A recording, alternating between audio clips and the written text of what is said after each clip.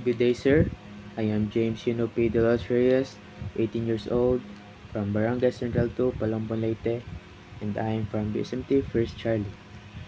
So today, I'm going to explain the existence of God and relevance to the fine-tuning of the universe using this USB. So we already know that this USB contains uh, organized system, coded information for files stored and the organized structure for it to function. So we also know that this USB depends on its system or its organized structure to function.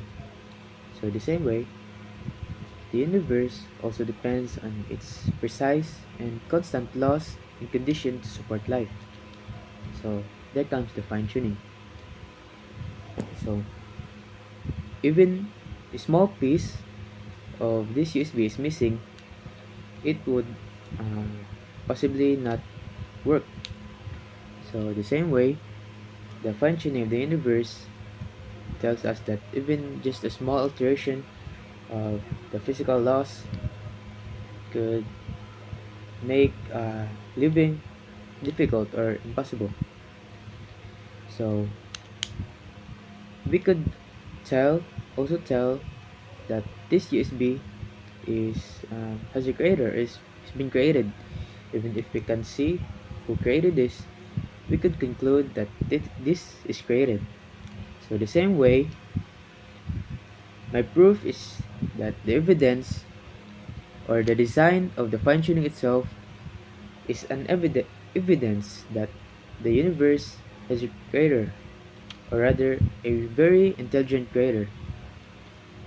So even if we cannot see God or the creator of the universe, the fine-tuning of the universe would or could be the evidence itself that supports that God exists. And um, secondly, I would like to object the phrase that sex is assigned at birth. So, sex wouldn't be assigned at birth, but rather um, observed physically or just in naked reality.